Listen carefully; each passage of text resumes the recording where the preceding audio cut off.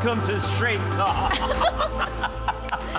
Welcome, everyone. It's good to have each and every one of you with us today. We're glad you're here. That was quite the intro. Well, we're recapping our Africa trip. So. Yes, we are. By the way, you look very handsome in your shirt. Thank you very much. I love it was custom fit for me. Oh, it looks like it. There was a lady there that has a little tiny shop. Yep. Her shop is made out of tin and a dirt floor, and she took my measurements and made my shirt. Made you a shirt? She also made yours. She also took her measurements and made me a shirt. But you look lovely. Thank you. This is Thank kind of you our very African much. attire, and throughout the show, I feel very bright and cheery. You look very bright and cheery. I love it. I love the actually bright, like it. I actually like colors. it. I think we should go out like this today. Let's do it. Let's do it. So throughout the show, we're going to be talking a little bit about our Africa trip. And we spent 2 weeks in 3 countries in Africa, and I can't wait to talk about it. But hey, you know what? Thanksgiving is right around the corner. Right around the corner. Right around the corner. Yeah. And I can feel it. The preparation for Thanksgiving for those who cook kind of starts ahead of time. You know, you got to start thinking about all the ingredients you need. And are you already like buying everything you need? A little bit, yes, I am. I'm getting stuff together. I'm kind of one of those last-minute people. You know, it's like, oh, okay, all of that's around out in the store. I guess we're having that instead. So. And do you remember when we were a kid, you had to like take the turkey out like 7 days early for it to thaw? You do have to take it out. It has to thaw appropriately. But anyway, I love Africa, but the food is it's a little bit different. I mean, it really is a little bit different, and I appreciate, you know, after every service, they want to offer you a meal, so you have to go so generous right out of the church, right into the back, onto the table, and we're eating. And I love it, but you know, I love getting home to your home-cooked meals. I appreciate a good home-cooked meal right here at home. So I remember the first time we went to Africa, we were in Tanzania, and I was just so taken back with how welcoming and how giving the people are. They really are. They have so little. I mean, it's one of the first things that humbles you immediately because, you know, you're looking around at their living situations and some of them don't even have shoes on their feet and they're coming up. You know, they maybe got a track from somebody and they want you to take their track. You know, they want to give and give and give and give and give, and it's very beautiful. For them, I mean, it almost seems like it's Thanksgiving every single day there. Yeah. Because and they're I don't think thankful. they have as many leftovers as we do, but I'm pretty sure they don't. They kind of eat everything that's on their plate. But speaking of leftovers, it always amazes me, honey, how the day after Thanksgiving, there's so much leftovers. You know what I mean? The day after Thanksgiving, it seems like it's like a feast over and over and over That's very again. True. Yeah, we start off with a lot of food. Actually, I think most Thanksgiving tables can say they have more food than they need, right? Yep. There's way more food. So then by the second day, you're getting a little creative and you're trying to mix what you have left over. And, you know, you got a little bit of fried turkey, cranberry wonton. Wait a second. Fried turkey, cranberry wontons. Fried turkey, cranberry wonton. I think we have a picture of that. Oh, that looks scrumptiously delicious. Fried turkey, crispy wontons. Yes. Okay. And turkey and stuffed pull-apart bread, like a sandwich, pizza. But it's just warm and gooey. It's like a hug all in one. Look at that. That does look pretty good. Looks delicious. I mean, what more could a person literally want? It's making me hungry. It's making me hungry. What else do you got? Right after Thanksgiving? Another good thing. Actually, I think we've talked about this. Green bean casserole with stuffed mushrooms. Green bean casserole, stuffed mushrooms. So basically, you're taking mushrooms and you're stuffing the green bean casserole So you take the best of green casserole, the best of the mushrooms, put them together. I mean, you can't go wrong with mushrooms. So you just stuff the good stuff in. Or green bean casserole. That sounds amazing, actually. I don't know. Is anyone getting hungry out there? Anybody getting hungry out there? Not just for the Thanksgiving dinner, but for the leftovers. Like, I'm kind of hungry for the leftovers. Oh, yeah, absolutely. But we got to keep moving on. So everyone help me welcome our very own mix master, Kay Dizzle. What's going on, Kay Dizzle? Not a whole lot. Except Thanksgiving's right around the corner. Yep. Don't you love Thanksgiving? Oh, absolutely. Yeah. Absolutely. And what's your favorite dish in Thanksgiving? I would say my favorite Thanksgiving dish is the mashed potatoes with the gravy that's made. She's always liked mashed potatoes. Oh, the gravy made from the turkey, so a little different than the KFC mashed potatoes. It is a little bit. It is a little bit It's different. a little bit more gravy-like. I don't know. Natural flavor. It's more gravy-like? It's more gravy-like. How can you be more I gravy-like? don't know. You're either gravy or you're not. But that gravy is even more gravy. Exactly. I like it. Yeah. And we always go to Uncle Darren's house, and he Yeah. cooks the best Yeah. turkey Of course he does. with the gravy Absolutely. and all of that. But yeah, we love it. We love it. But really good stuff. We can't wait for Thanksgiving, K-Dizzle. Can't wait. But we have a great show for you today. I'm going to share a little bit about my time in Africa with Danny from Advantage Heating and Air. And we'll also later in the show, we'll conclude our discussion on Thanks for Nothing. Yeah. So don't go away. We'll be right back after these messages. Drew, you can put your hand on the bottom of the plate. There you go. So you know how close it is to your All right, mouth. here comes the next one, Kaylani. Ooh, he's eating it all. He's eating it all. What is it? You would get this at a fair. At a fair? It makes your hands super sticky. Okay. It's like a cloud. Oh, cotton candy! Cotton candy, $400. Hey, can I get a hand over here? Hey, man, we got you. Hey, could you file this permit for me? Sure, I've got you. Thanks, man. Whoa, I got you. We have times available Tuesday, Wednesday, and Friday. I'm only available on Saturdays. Oh, no worries. We got you. Hey, can you call her for me? Yeah, I got you. I got you. We got you. I got you.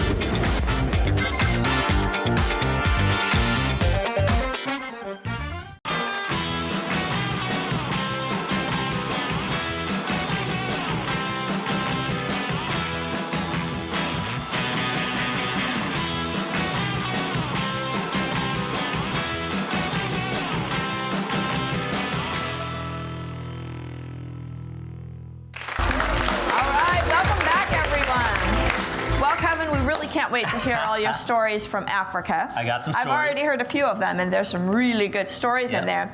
But first, we have another wonderful straight talk game. Looks good. Looks fun. And for this game, we decided to spring a little bit surprise on our straight talk producer, K-Dizzle, and our director, Drew Wright, to come up and play the game with us. Come on, K-Dizzle. Come on down, K-Dizzle. Come on, and Drew Wright. Give it up for our director, Drew Wright. He didn't know he was playing this game, but here he comes. You're going to come Here he stand right comes. here, Stand right K-Dizzle. here. And then, come on, Drew. We don't have all day. We got a show to run. We even hit a mic So back here we got a for mic you. right here for you. So let's get you mic'd up. Get you mic'd up. Welcome Stick to that the on your shirt right This there. is our director, Drew, right here. Give it up Everyone for say Drew. hi to Drew. And we'll I'm not just sure put we've that had right Drew there. play any of the games yet, have No. we? No. He is now. He's really excited. Have him stand right there. Oh my gosh. All right. So what are we doing, Kristie? All right, so Drew and Kaylani are going to be working together to raise money for the water project in Africa. So All come on, right. K-Dizzle and Drew. Here's how the game works. We're going to blindfold both of them, and Yes. then we're going to be giving them holiday season food. Right here. You're going to be having some food. You They're don't know under what it these is. plates right here. And Kevin and I will make sure that you can reach the plate with your mouth. Yep. So you're going to Only be your mouth. blindfolded. Only our mouth? So your mouth is going to be the only thing that touches the plate. And then let's say it's Drew's turn. He's going to be eating this, and he's going to describe what he's eating to Kaylani, and she has to try to guess what he's eating without saying what it is. So you can't So in say other what words, it you is. can't say it's a yellow banana. Or You it's have an to orange say, orange. describe it's a yellow thing that comes in skin, whatever, okay? Okay. Or if it's an orange or an apple, you cannot say the specific word, but you can describe the color, the texture, maybe how it's made if you know what it is in your mind. Does that make sense? Okay. All right. And then So- every one you get correct, Straight Talk is donating $100 to the water project in Africa. Let's go. So the pressure's on, you guys. This is all on you. All right, So we're going to put these blindfolds on your them. blindfolds on. Take my glasses off. Yeah, set them right there to the side. I'll make sure they don't get any water on them. There you go. Ready? Hold those on Okay. your eyes right there so I don't flip you in the face with this. Make sure my hair doesn't get into that. Drew, you're so tall. Okay, so we're going to start Okay. with one. That would be Kaylani. Can anybody see? No. And then we're going to Well, we've got Drew's glasses right here, so he wouldn't be able to see even if he wasn't blindfolded. But anyway, we'll put those in a safe spot. All right. Okay. Who's starting? We're going to start with Kaylani. Kaylani, And when you okay. hear the So music, you're guessing we what will she's present describing. you your first dish. And Remember, use my hands. you cannot use your hands. You cannot say what you think it is. You have to describe it. What so you that think it is. the- Okay. Your partner can Okay. describe it. Okay? Are we ready in the sound booth? And here we go in 3, 2, 1. Okay. All right, here's Yep. your first one. There we go. Oh. There you go. I guess you could smell it. Get it in. Because it's right there by your You mouth. got to describe it to Drew. Okay. So it's round and crunchy and orange. And children like to eat this all the time. Come on, Drew, what is it? For $100. And make your fingers messy. They make your fingers Oh. messy. You lick your fingers after you eat them. Again, it's orange. We need a guess, Drew. An orange. No. It's crunchy. It's crunchy. It's crunchy. And mice like to eat this type of food too. We need an answer. What are they kind of like? They're There's kind of other like things that are similar. Mice like to eat this food. Okay, you put this food on a lot of sandwiches. There's a hamburger and then there's a Cheese. Okay, Cheese? perfect. So now it's a ball. Put it together. Cheese ball. There, okay. Okay, we'll give it to him. Cheese All ball. right, all right. That's all right. We'll give him $100. Okay, All right, Drew, what do you got? What do you got? You got to describe this to Kaylani. Lean down. It's in your. It's in your face. Grab it. No, not with your hands. There you go. Okay, describe it. Oh, it's fluffy, crunchy. You would eat this at a movie theater. Oh, come on. Popcorn. Yes, Yes.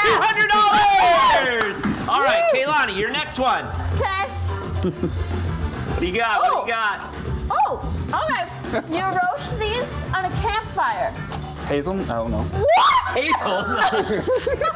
Come on, Drew.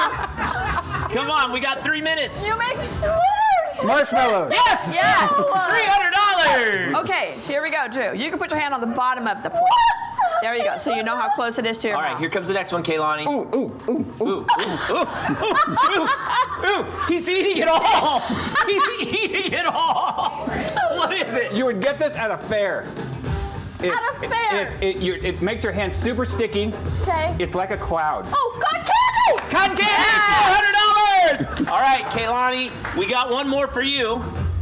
Oh. Okay. Oh. Get it. Okay, All get right, it. I can taste it. Okay, describe it. Oh. Describe it. Okay. What do you got? So, I believe it's a, can I say? You cannot say no. So I smell barbecue. It's spicy. It's spicy? No, a holiday spice, okay? Ooh, good one. Holiday It's spice. Christmas coming up. Yes. You know, on Shrek, the only character made of food. Gingerbread. Yes! Yeah! One more, Drew. One more. All right, last one, Drew. Here we go. You gotta get in there, Drew. You gotta get. Oh my gosh, he's licking it all up. Drew, describe it.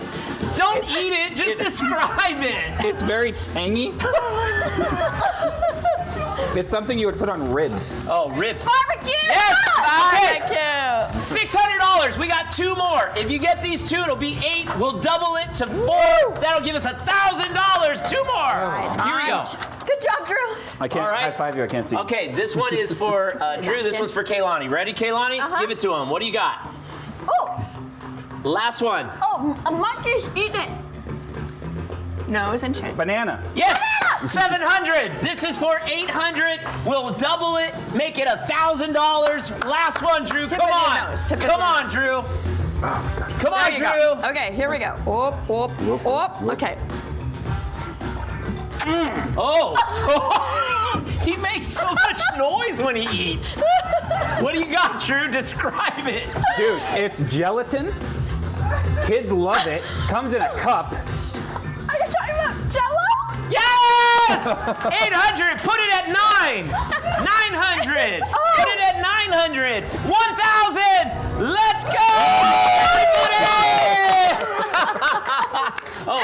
waiting. Good job, Drew. Good job, Drew. Good job. That was the food challenge and raising money for our water project in Africa. Yes. You guys got all of them correct, and you raised $1,000.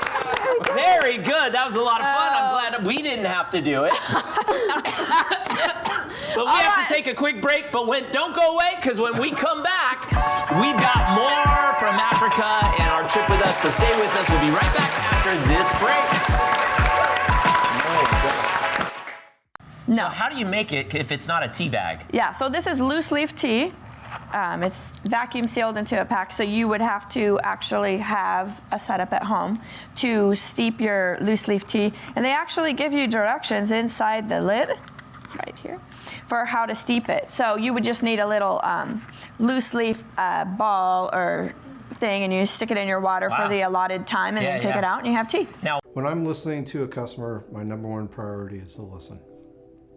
In every moment that I'm with this customer or this client, am I doing everything that I can to look out for their best interest at the end of the day? Just make sure they have plenty of options and they're happy with the choice that they make. It doesn't matter what we want, everything that they want is what we want to make happen. At the end of the day, we do a walkthrough, communicate with the customer, make sure they're completely happy with what they've spent their hard-earned money for.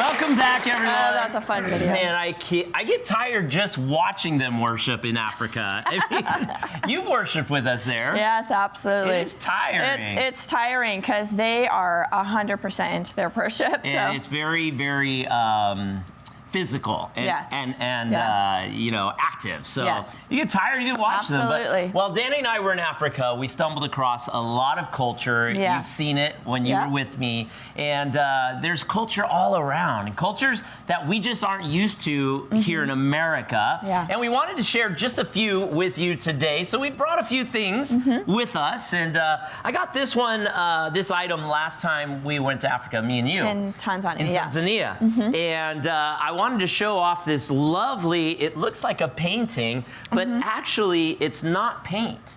They actually take, like, I believe this is probably a goat skin, and then they dry the goat skin, and then he takes metal, fires the metal, and then burns the sketch in. So it's not actually paint. A lot of people think this is a painting, but it's actually burnt into the skin of I believe, a goat. And so this was a lion. When we saw this in Tanzania, I had to have it. I thought this was so incredible. It was so incredible. What else do I have? I have, on this trip, honey, we went to the national park in Nairobi, and we actually got to drive through the park and see the different animals. And one of the sights that we saw, which is very rare, was a black rhino, as opposed to a white rhino. Now, white rhinos are much, much larger. They have the massive head, like bigger than this table. But the black rhino is a little bit smaller, but way more aggressive. And then she just happened to be with her baby. Yes. Now, they're the most aggressive animal. They can completely flip our truck or our bus, and we got to see her, and she walked right by. I have a video of it. We're not going to show it, but I have a video of that. So anyway, we have a black rhino, and we saw a tiger, or not a tiger, a lion. For the first time ever. The guide took us right to a bush, and he goes right in there, and I looked through really closely, and there was a tiger looking.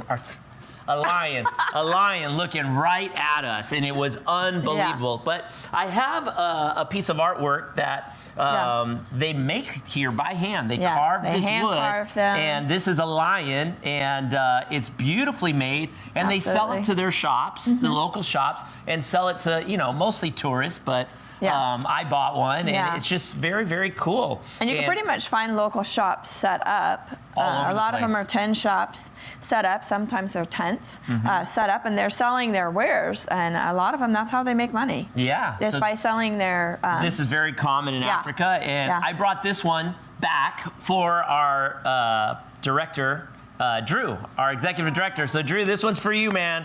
This is Make a sure you snatch it lion all afterwards. the way from Kenya, okay? So make sure you get this after the show. This is for our director, Drew. Yes. What else do we have? Another thing we have here is this is called Kenyan Harvest Black Masala Tea.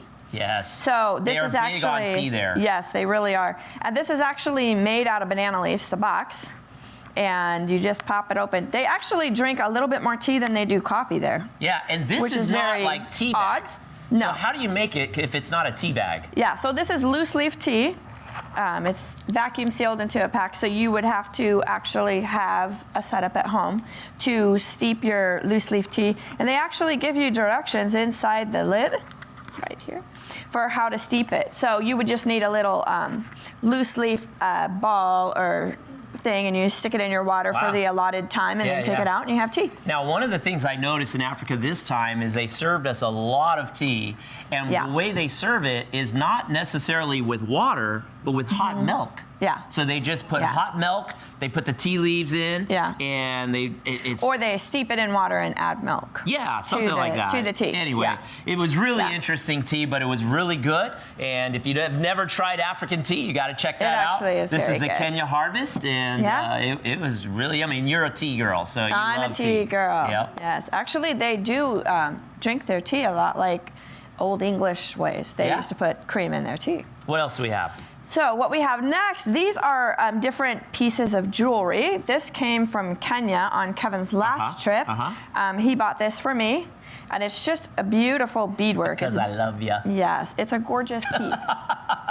Yeah, But, they're made by beaded. they're made by the Kenyan women there, and again, it's how they raise money and then this earn piece their living. came from Tanzania. When we were there on our first trip, the students at the camp that we went to, they made this and brought this to me at the end of camp. Right. And then I also have a bracelet. This has a lot of little silver, they're not beads, but little silver tassels hanging off of it.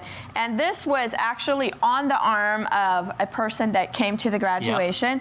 And I looked at it and I was like, oh, that's absolutely beautiful. So one of the directors with us said, oh, he paid the guy for his bracelet and he took it off and gave it to me, which was kind of odd. But I was really, blessed by that. But they're just they don't even argue. They're like, oh yeah, she wants it. They give it to you. So this was made by his mother. His mom makes a lot of beaded bracelets and then adds the tassels on. You'll also find these on their shukas. Yes. A lot of the men and women have these little tassels sewn onto their shukas. And then when they dance, it makes noise. They're on they're in their hair. They make beaded things that go onto their hair. They hang down in their face. It's absolutely beautiful to go and to see them. And the shukas that I just mentioned, Kevin's going to talk about the shukas right now. Yeah, so we've got these shukas. This is made by the Maasai tribes, and there's different tribes in the Maasai, and they're still very active, very traditional in Africa, mostly in Tanzania, but also up into Kenya. And what they do is they take these, they call them shukas. They're almost like a blanket, and then they wrap them, they use them almost like robes, and we have two different colors here because they represent two different Maasai tribes. So depending on the color, you can tell where they're from. And I want to explain how that works. So they didn't know I was going to do this, but I'm going to have our backstage crew come on out. So we've got our backstage crew. Come on out, you guys. Give them a hand as they come. And we're just going to have you guys try this on. So why don't you put that one on, and then I'll put this one on. And we're going to describe it as we kind of go along. Go ahead. We're going to have you come. So the women and the men actually will take a piece of this material and they'll wrap it around their midsection, right under their arms, and they'll wrap it around them. And then once they've wrapped it around it, they take another piece. So they'll have anywhere from 2 to 3 of these on. And this is in Tanzania. This is the standard clothing. This is what they wear. Clothes. So you don't see as many like shirts and pants and stuff. But once the woman has wrapped this around herself like this, she'll gather this one and this will come over her shoulder, and then she'll spread it. Yep, just like that. This. You look Just very like lovely, this, Raquel. and they'll often have a belt, a belted piece. The belts are often looking a lot like this. Yep. They are beaded pieces with these hanging on it, and then it will come around their midsection. They'll have these around their neck. Big, beautiful necklaces that come down around their necks with headbands on. It's absolutely gorgeous. So. And give it up for Raquel. Yes. Now, the guys are a little bit more fashionable in a sense on how they wear theirs because, Evan, you're going to be the fashion guy. You look like you just jumped out of GQ. And what they'll do is oftentimes they'll wear normal clothes, like even American clothes. And whatever American clothes they can find at a shop or whether they'll wear it, just like what he's wearing today.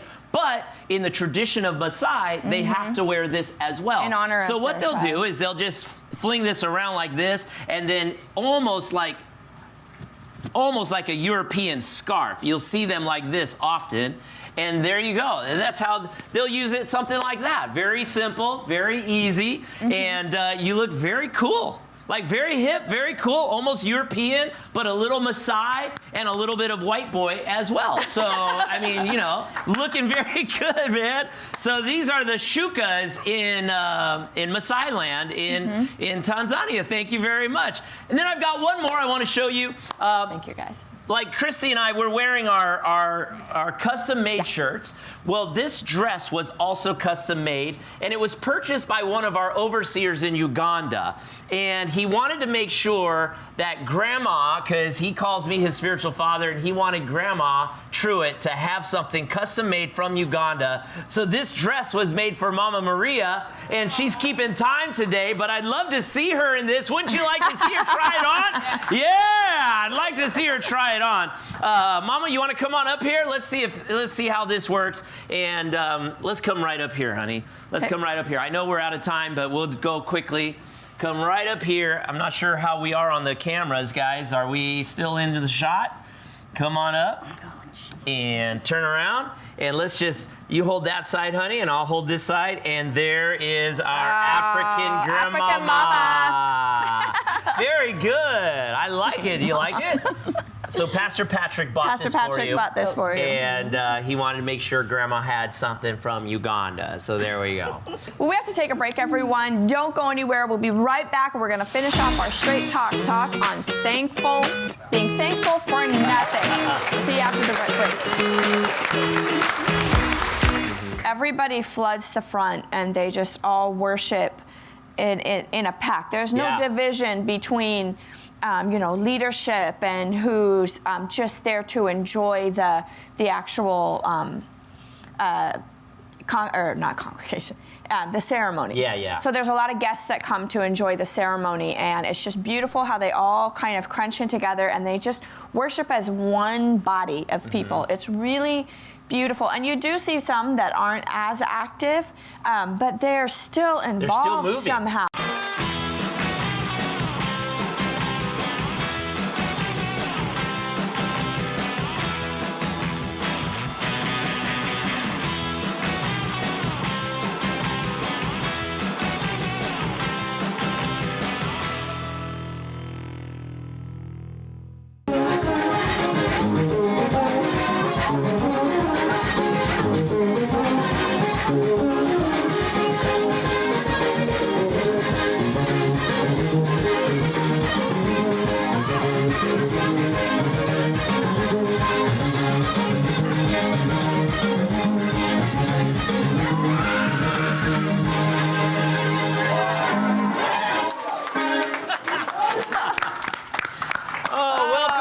Everybody, welcome. Wow, back. You guys have quite the moves in that worship set there. I am telling you. They like to get down and worship with everything in them when they're worshiping. You know, a lot of them are in very good shape, especially those men. Some of those men are in really good shape, and they have to be in order to worship like that. Like they literally jump up and down. You see how high they jump so high. They really do. So high. They really do. But do you remember when we went to Tanzania together? Yeah. The worship they did. They had these moves with their shoulders, and then they would jump really high. Yeah, I would say that was like it's a standard Maasai dance. There's where they kind of move their shoulders back and forth. Can you show us? No, I can't because I'm terrible at it. I'm terrible. But they do. They kind of bounce. They just bounce a little bit, and then they kind of move their shoulders forward and like that. But they'll be. I mean, and that's just something. As soon as music starts, right. When you're around, especially the Maasai tribe, the Maasai, they all start. Now, I don't see it as much in Kenya, but when we were in Tanzania, that was standard. Yeah. You would see everybody kind of start moving like that. So, but it's just really beautiful. And it's like as soon as a few start, they all join in. And they worship forever. And they do. They worship forever. I got a couple shots of our last one. So here's the church. You can see it says Connection Life Ministries International. And the stage is just full. Like they just full of people. Everybody piles on the stage, in front of the stage, all around the church, and they just dance. Here's another shot. Do we have one more picture? I think we have one more picture. Yeah. So you can see in the background the whole church. Which was really interesting this last time, though, is maybe because it was our international conference, all the women they were separated into different age groups. And those age groups all wore the same dress, so they were all matching. So you can see on the stage, some of the women were wearing blue, some of them were wearing yellow. A lot of the young ones have white on. Yep. And so the white ones, they were the youth, and so everybody from like age 0 to like 14 or 16, they wore one and they danced a little different. And then the young adults were in blue, and they had their own dances. And then they called them, I believe, the Blessed Mothers. And the Blessed Mothers are the ones with children that are like 16 and older. Right. So if you have kids that are older, then you're a Blessed Mother, and they all dress the same, and they did their own dance. It was really amazing. Wow. But it's cool how they worship, and we can learn a little bit about their worship here, because even though they have very, very little, they always continue to worship. They do, and they worship together. Lots of times they'll come up and do, like Kevin said, they'll have a special dance. But then when it releases into worship and everyone's coming together, I always thought it was beautiful, like even at the graduation we went to, everybody floods the front and they just all worship in a pack. There's no division between leadership and who's just there to enjoy the actual not congregation, the ceremony. So there's a lot of guests that come to enjoy the ceremony, and it's just beautiful how they all kind of crunch in together and they just worship as one body of people. It's really beautiful. And you do see some that aren't as active, but they're still involved somehow. They're still moving. If they're sitting in the back and they can't stand very long, they come and sit in a chair in the front just to be amongst the group of people. So it's just a beautiful Even if picture. they're not standing and jumping, they seem to be in sync. You'll see their shoulders moving with everybody else. Their heads are moving with everybody else, and they're kind of moving like everybody else. It's in sync. And it kind of makes me think their worship is in sync.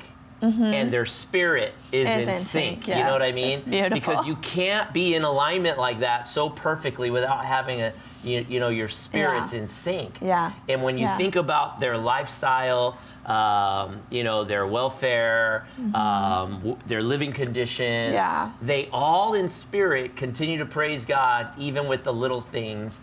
And that brings their spirit into sync and into alignment, which is very cool. Very cool. So tell us a little bit about the water project. Yes. So you and Danny from Advantage Heating and Air, he's been a previous guest on the show. Right. You guys recently were in Africa for 2 weeks. You were there. You were also working on our water project. And Danny went with you. Yeah. So tell us a little bit about how that works. Well, we love and appreciate Danny Summers and Advantage Heating and Air, because not only are they sponsors of the show, but they also, Danny partnered with me to complete or work on the water project. So he donated a lot of his own personal finances to make it happen.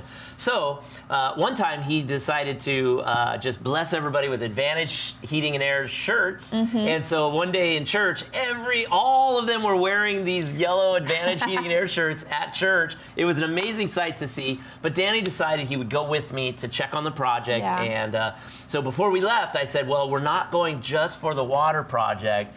I have to do like 2 graduations. I have to do 3 ordination services. And we're going to be speaking at a bunch of churches, and we're visiting 3 countries. And he said, bring it on, let's go. So anyway, he decided to go with me. But as far as the water project goes, when we arrived, it was very cool to see all the work that had already been done. And when the tower, the tower, everything was done, and people were coming in, filling jugs of water. And the reason this is such an important project is because they don't have any water in that region, fresh, clean water. They have to purchase it. If they have any water, they have to buy it from some other shop or buy go get it themselves. Or go get it themselves. You'll see a lot of women carrying jugs on their head where they walk to the river to go get it. And so it's a very important project. And I have a video of our school or our project tower. So take a look at this. You'll see a video of our towers themselves. And this is a drone footage from above. That's our tower there, and our church, and our headquarters, and our offices. And over here is all of the houses that we'll be providing water for. So that's where all the water is going to. So that's kind of cool. And the drone is just flying around. He turns around. This is a school that we'll also be providing water to. So we're providing water to a school, actually a few schools, and churches there. If you can go to the next video, I think there's one more tower video. You'll see this is the generator that pumps the water all the way up, and this is how tall that tower is. And there's 2 giant containers up there that hold all the water. There you can see it. Them there. Yes. And you can see that's the edge of the church building. It's literally right off to the edge of the church building. And we installed solar panels all the way across the top of the church, and that's what creates the power to charge up or to power the generator. Or the what do you call it? The pump. The pump. So, and it pumps all the water up to the top, and it feeds that big tower. So. That's what those solar panels are for, and it really has been an incredible project because we also have a school there. And you've seen the kids there, or you've seen the kids at all the schools that we run.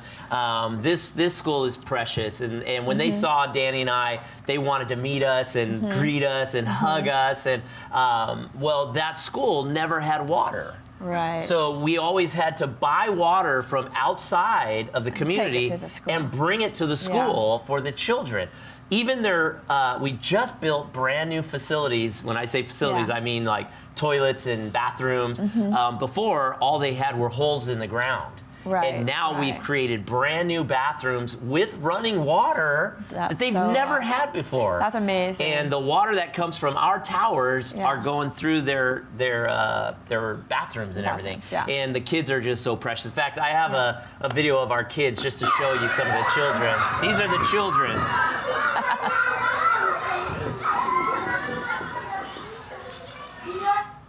So those are the children. For the first time ever, they now have clean running water. And you'll often see the children with matching shirts or dresses for the young girls, because a lot of the children come in from villages around, and oftentimes the parents can't afford clothes for their children, let alone to send them to school.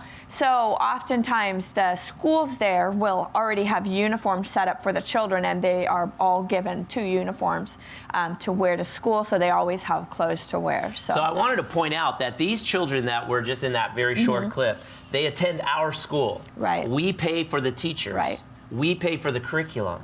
We pay for the uniforms. The reason that they're at our school is because their parents can't afford school. Even the primary schools, the elementary, the junior highs, whatever they call that, they have to pay to go to those schools. Public schools is not free. It's really expensive. They have to pay for the amount of money that they make. So most parents just families can't afford it. So we created this school, and we allow all those children to come for free. We kind of sponsor all of those children to get their education, and I think that's awesome. So those children are so thankful to be able to go to school too. They love it. So what does this project do for the community? Well, I wanted to share with you, it's been told to us many times, a lot of the surrounding area, the families there, they don't even believe in God. They don't go to church, and they're suffering. Well, when the water towers were erected and completed, Yeah. and we opened up the valves so that they can have water for the first time, Yeah. it was like a miracle for them. They Yeah, didn't right think after it was drilled. They didn't think that would ever happen. And so some of them were praying, not even believing not even knowing if there really is a God. So when the water came out of the ground, now this is an amazing thing, and I wish I had the clip, but when the water came out of the ground for the first time, it was like they just saw gold. Yeah. Because they've not seen fresh running water in their land ever. Yeah. And so what happened is they got this water, and all of a sudden, there is a God. Yeah. All of a sudden, miracles do happen. Yeah. All of a sudden, they believe that there really is a God that cares about them. And the very next week, the church was full. It was packed. People just started coming to church because now they know that there really is a God. Absolutely. I mean, I could see the excitement, to think about water in their own region, because they used to have to walk, what was the nearest river was 2.5 miles? 2.5 miles. About 2.5 miles from that current location. So, I mean, if you can imagine walking 2.5 miles and you're carrying 5-gallon buckets, and on the way back, you're carrying 2 5-gallon buckets full of water. It's heavy. So that's heavy, and you're walking 2.5 miles. Mind you, the river water is not clear. Right.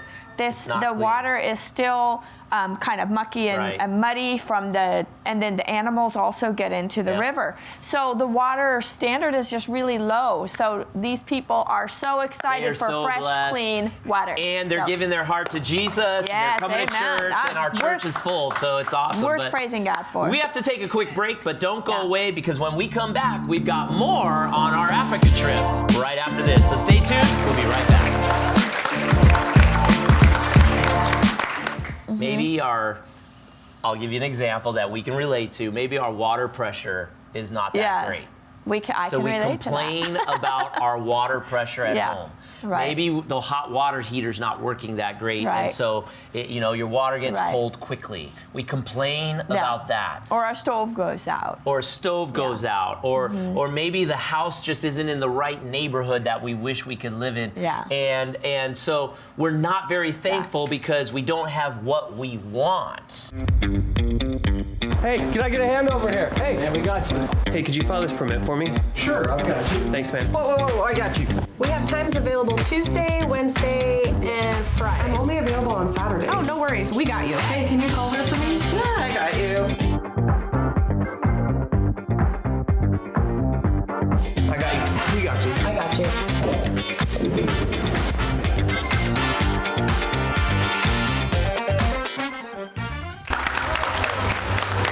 Welcome back, everybody. Welcome back. And we are in our final discussions about being thankful for nothing. Yes. It's been a great discussion, hasn't it? It has. It's been a wonderful discussion, and it's time to talk. It's time to talk. Let's do it. All right.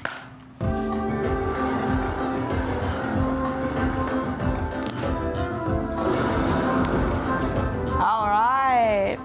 Well, it's been really exciting to see what God's been doing in Africa, and with Thanksgiving upon us, seeing how little our families in Africa have versus what we have, and kind of how we celebrate here in America. It should really challenge us to be more thankful for what we have, for even the smallest things. Yeah, it really should. And Yeah. I want to get right to this point as we conclude our discussion here.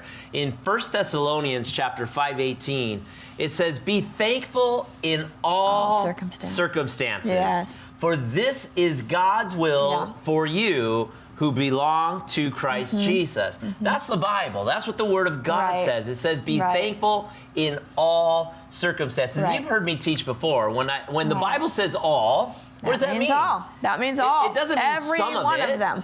It means all of it. Right. In every circumstance, we must be thankful. And that's what we've seen in Africa. Right. In all of their circumstances, they have been thankful. And I wanted to point out that there are many circumstances we just aren't thankful in. Right. Okay, so the That's Bible true. says be thankful in your all circumstances. It says in all circumstances, not for all circumstances. So, if I get a flat tire on the road, I'm not thankful for that flat tire. Right. But in that circumstance, I have to learn to be thankful that I even have a car. Right. Like we complain about the flat tire and we forget to be thankful that you even have a car. That's so true. Right? That's absolutely true. And there's many circumstances, there's many different things where people don't sit there saying, oh, thank you. Like the loss of loved ones is very hard. There's a lot of grief and, sadness involved. And we're not sitting there saying,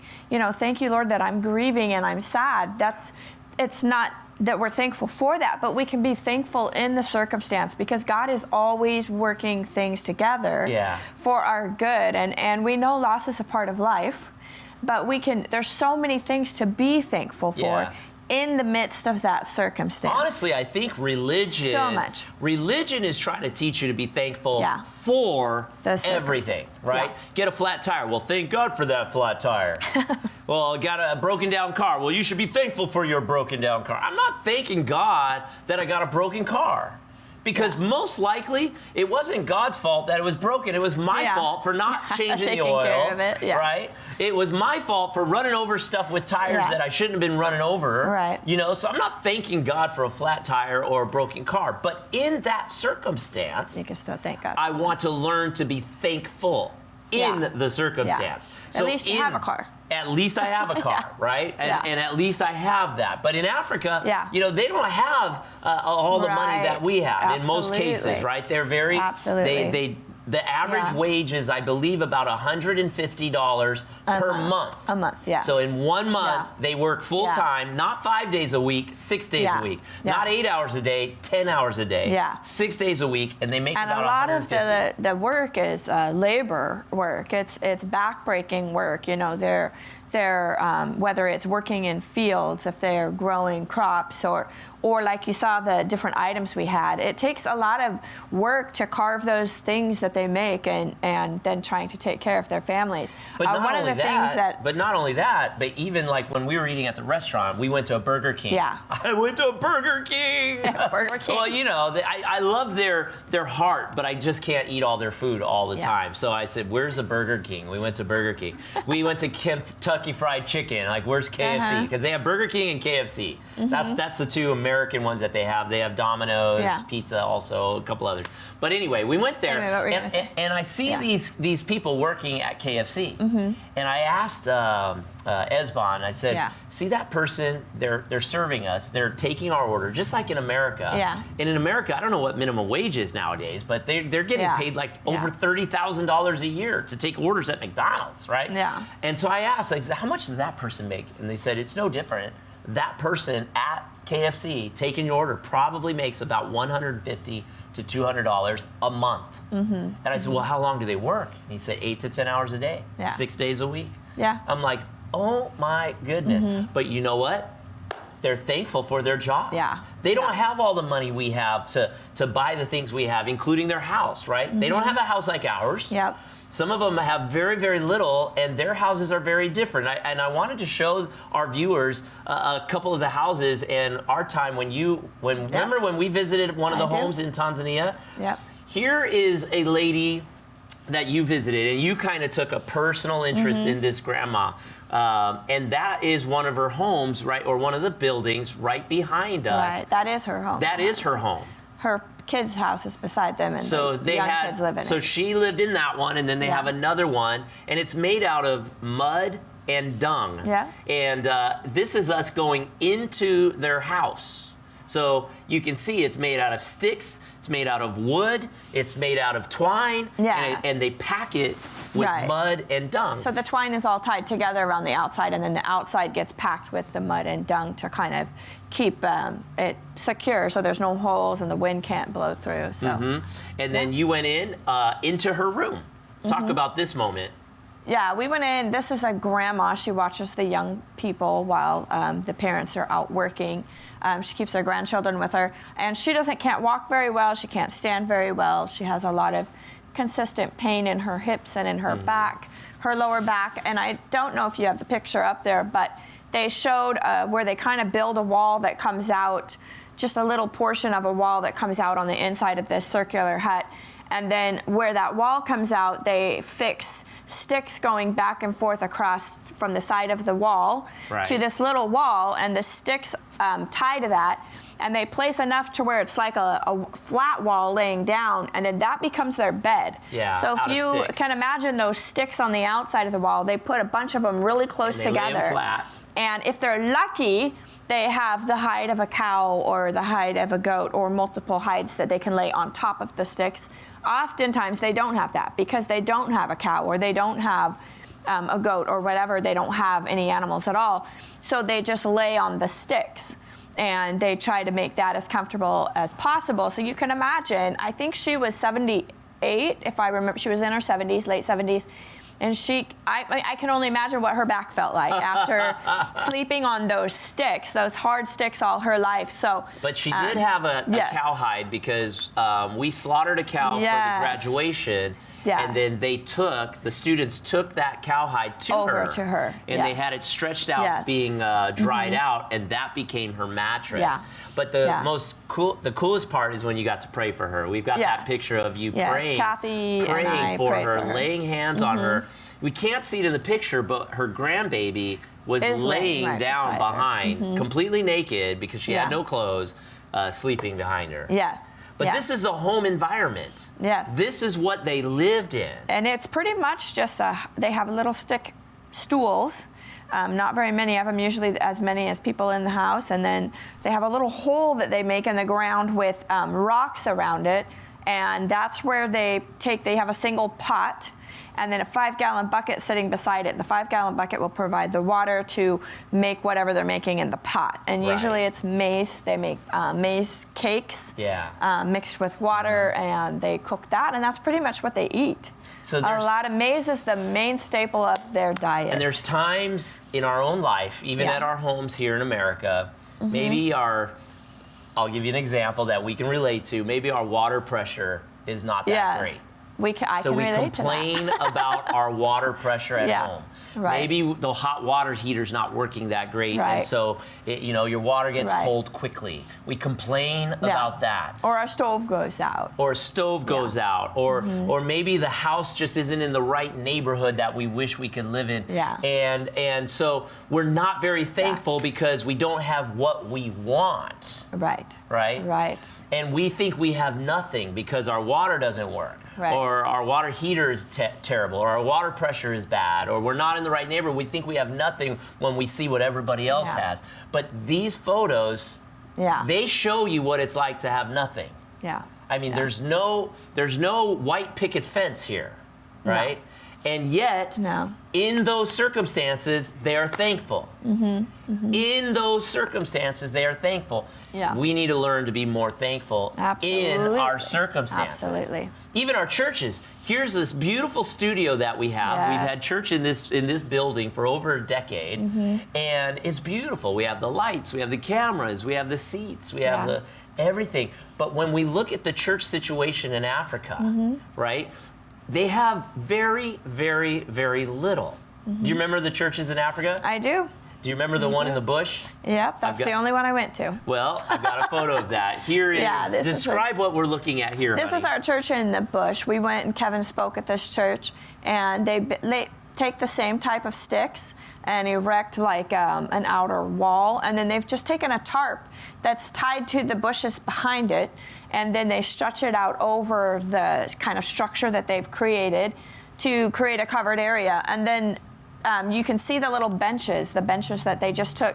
And these guys are efficient. I tell you what, if something is torn down, they keep every nail, every piece of wood, and they reuse it into something else. And so they have a couple flat pieces that they kind of structured some benches out of. And they're just kind of rickety benches. Yeah. And that is right on the dirt outside. This is literally in the wilderness. Yeah, they take some brooms to kind of get the dirty dirt. I guess, the dirty dirt? The dirty or chunky dirt, little chunks. That's kind of like Kay Dizzle's gravy. Like, it's a little dirtier than dirty dirt. Like the chunky dirt, I guess you could say, that has little chunky pebbles and rocks in it. They sweep it out with a handmade broom, And then they lay right there, prostrate on the ground. When we arrived at this church, they were laying all of the flat, women were praying. flat on their faces in the dirt, praying and crying. And but praying for the service and praying for the community and all of the little communities around there. So it was a beautiful, and remember, they even had a see. stage.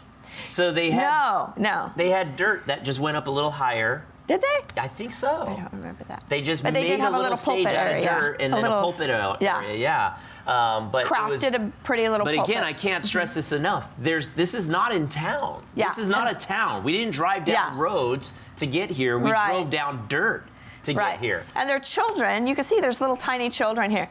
They're just running around and playing on the outskirts of this, okay? Mind you, in Tanzania, there are spitting cobras, hyenas. Black mambas. The biggest threat to the children is the hyenas that take off with their children. But they just play on the outskirts of this, and I think this little pink sweatered girl right here found a crushed water bottle that was off to the side. She found it in the bushes, and she was so excited she had a toy. She was sucking on it. And she played with this crushed water bottle almost the entire duration of the service. And her joy at finding a little water bottle was absolutely contagious. One of the amazing things about that service, I was preaching, and I whispered over to my wife, and I said, if those goats, because we saw a whole herd of goats off in the distance, just in the wilderness, I said... Off to the side. Off to the side. I said, if those goats walk through this church, you better get that on video while I'm preaching. Do you know, sure enough, I'm preaching, those goats kept coming. You can hear them in the background. They walked right around the back right here. And I'm preaching. It's open and Kristie's range. getting the camera ready. Kristie's getting the camera ready. Sure enough, they walk right through the church and then lay down on the side right here. Like they were listening to the sermon. Thing. They just laid down off to the side. But these churches are so thankful in their circumstances. They're not thanking God that they're in poverty. They're not thanking God that they have nothing. But in their circumstances, they find a way to praise Him and thank God. And I believe that when the blessings will flow when you are thankful for nothing. That's what this series has all been about. We thank God. And when you can thank God when others are blessed and not you. Right. Be thankful for nothing, even when other people are blessed. I believe the blessings will flow. Right. Life can get challenging at times, and it seems like we can never get ahead. Oftentimes, it seems like we just can't win. Right. But it's especially in those times that we should be thankful for what we do have. Yeah. It may look like we have little to nothing, but please remember that there are others that have less than you. Absolutely. And yes, it may appear you have nothing, but are you breathing? Yes. Do you have clothes on your body? When we can be thankful for the little things or even thankful for nothing, that's when you start seeing blessings you didn't even know were coming. I believe it. Well, we're out of time, and that's the end of this series. But tune in next week when Danny and I share all of our highlights from the 2 weeks. We've shared a lot about Africa, but Danny and I are coming back next week to share even more when we spent traveling together 3 countries. We traveled through 3 countries in Africa. It'll be a special show you don't want to miss. And, of course, we want to thank our guests and sponsors. The sponsor, Danny Summers of Advantage Heating and Cooling, keeping Salem and the Mid-Valley comfortable since 1990. Yes. Thanks for watching, everyone, and have a great week.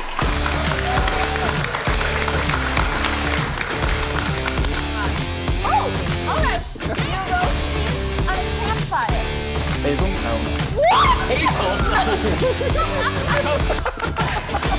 Dude. Wait, did I You're always still in my mind. Because look.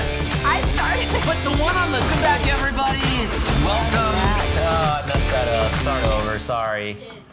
It's let's do it again. Let's do it again. Let's do it again. Let's do it again.